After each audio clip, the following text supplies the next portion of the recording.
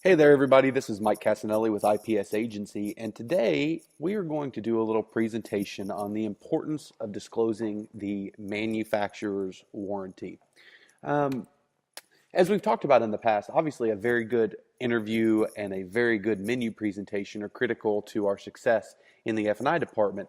However, I think one of the most commonly overlooked things is the way that we disclose the manufacturer's warranty, the words we use, the way that we actually introduce it to the customer is an enormous opportunity that we really want to make sure we take advantage of. So we're going to call this uncovering the need versus pressing the issue.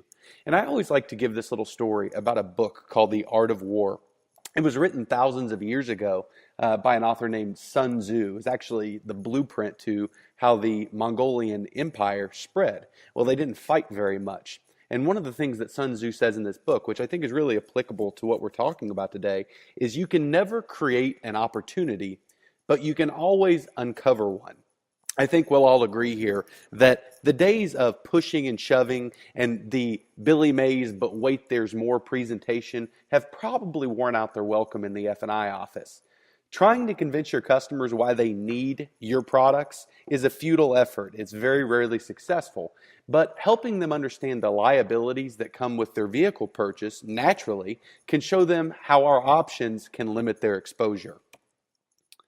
So let's talk a little bit about when we should disclose the manufacturer's warranty. This is a common problem I see where this actually ends up slowing down a presentation if done improperly and can actually confuse customers.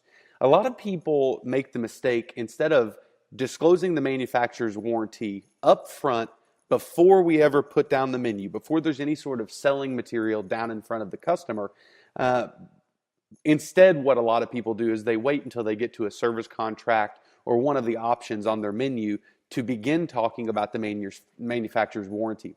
This, again, is confusing to the customer, takes more time, and by the way, limits the scope of what we can actually talk about. So let's make sure that we always disclose the manufacturer's warranty up front before we ever pull out anything that has additional payments or additional options. And I want to talk a little bit about how you should introduce the manufacturer's warranty. What I always like to do is start with a very simple question, because it doesn't matter what the answer is that the customer gives. It's, did the salesman go over the manufacturer's warranty with you? Okay, great. One of my main responsibilities here at the dealership is to make sure you fully understand both what is covered and, more importantly, some of the things that are not covered by the warranty you get today. And I want you to take note of both of those two sections there. One of my responsibilities is to make sure you know what's covered and, more importantly, some of the things that are not covered. Now, being F&I professionals, we all already know there are a tremendous amount of things that are not covered by the manufacturer warranty that the customer could be on the hook for later. So we're going to take this opportunity to show them some of the liabilities that are inherent with their vehicle purchase today. This is a little sketch that I use, and I've digitized it here, but it gives you the idea. What I like to do is show what's covered by the two main sections of the warranty, so both the comprehensive warranty as well as the powertrain, and then some things that are not covered.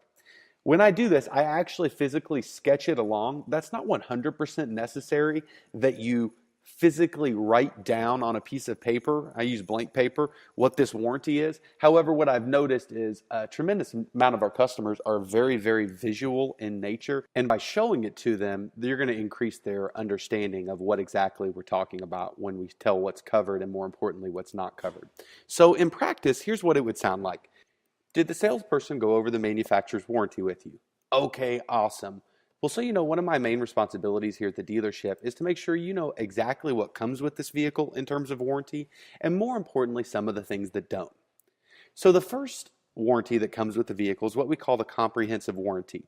It's 3,000 parts, roughly about 3,000 parts of coverage for 3 years or 36,000 miles, whichever comes first. Now, based on what you had mentioned to me a minute ago, you're going to drive about 20,000 miles a year.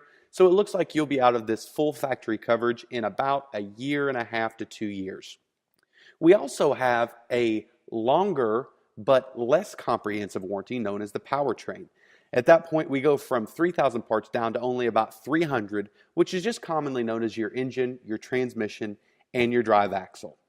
Now, beyond the powertrain and the comprehensive warranty, there are a few things from the manufacturer that are not covered from day one. And I like to call that our time. So that's your tires and wheels. So if you go out on day one, you hit a pothole, curb, glass, nails, any sort of debris, and you damage the tire and or the wheel, you would be responsible to pay for that out of pocket. We come to the I now, that's inconvenience. So if anything goes wrong with your car, it's obviously very inconvenient. If you need things like rental, towing, roadside assistance, or even meals and lodging when something goes wrong, you are responsible to pay for that as well. We also have maintenance items. So that's your normal oil changes, tire rotation, spark plugs, things of that nature you are responsible to pay for. And then finally, environmental. And that's not only the environment on the outside of your car. So if your paint gets damaged due to acid rain, tree sap, bird waste, anything like that, you would be responsible to either repaint the vehicle or take the hit at resale time. But also the personal environment, so the inside of your car. That's your leather, your cloth, your vinyl. So if your kids spill Kool-Aid or your dog tears up the seat, again, you'll either be responsible to replace that seat cover or take the hit on the vehicle's resale value at trade-in time. Now, Mr. Customer, do you have any questions about the warranty and anything that's covered, or more importantly, any of the things that are not covered? Okay, great. So that's kind of the roundabout way. And there's going to be some variations to this, but I always recommend showing this. I physically write it down myself, but always telling the customer what's covered and, more importantly, what's not covered, so that when we get to the menu here in a few minutes, there's going to be a natural puzzle piece clicking together that their liabilities can be taken care of. Now, the question always gets risen when we have different warranties in a store. I have some used car stores out there that are selling a lot of as-is used cars. I also have a lot of stores that give away lifetime powertrains. So when that happens, we want to make sure we do still disclose the warranty the exact same way, but we're going to have some minor adjustments based on what program we have. So like, for example, if there is no warranty remaining, if we have a 110,000 mile vehicle, we can say if this car were new, it would have come with the 336 comprehensive and the 5100 powertrain. Now, because of its age and miles, you are responsible for all those mechanical items from day one, in addition to the elements of time. And another slight tweak, again, understand, if there's no warranty remaining, we still want to disclose what they would have had they bought the car new. It's really important that they know these are common problems with all vehicle purchases, and we don't want to shortcut uncovering the need just because it's a used car that's out of warranty. Similar thing with lifetime, probably a little bit easier to connect, but if we have the lifetime giveaway, we would go through the entire process of the 336 and the 5100, and then we can tell the customer, excitedly by the way, that now one of the unique things we do here at ABC Motors is we actually assume the expense to take the factory's 5100 powertrain and extend it for the lifetime of your ownership.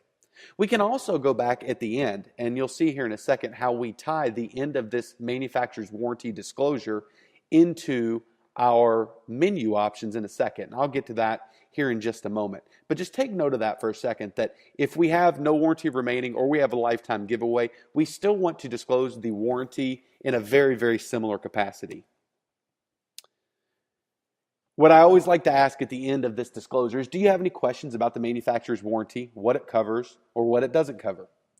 Okay, great. Well, so you know, we have some options that will not only extend this full comprehensive coverage out for as long as you plan on owning the vehicle, but also will cover some of these elements of time that the manufacturer is uncomfortable covering from day one. Now, if you have a lifetime wrap available, you can obviously mix that into this section as well. We have some options that will not only extend the full factory coverage for as long as you plan on owning it, but can actually cover all those comprehensive elements for a lifetime. Now, again, we want to make sure that we're tying it in. This transition is one that's worth memorizing, because it's what's going to naturally take you from that preliminary disclosure of the manufacturer's warranty into our different options. It's going to make you sound much less salesy, and it's going to elicit a tremendous smaller amount of negative sales resistance, which we're always trying to avoid and battling in F&I. Now, once we've done that, we have the opportunity to really maximize our menu. Proper disclosure of the existing warranty on the vehicle is going to put you in an optimal position. We're going to be uncovering the need rather than, but wait, there's more, selling to the customer. Now is the time when we can use a properly structured menu and disclosure form once we've already gotten that leverage. So that's it for this time. Just to reiterate, make sure you disclose that warranty before you ever pull a menu or any selling tools out. We want to disclose what's covered and, more importantly, what's not covered. Let's give them a sketch, make sure they understand what their liabilities are, and they're going to be much more likely to listen to you when we get to the menu portion. Which, by the way, that's what I'll be doing next. I'll have another similar presentation to this on menu structuring and presentation coming soon. So until next time, this is Mike Casanelli with IPS Agency, and thank you for listening.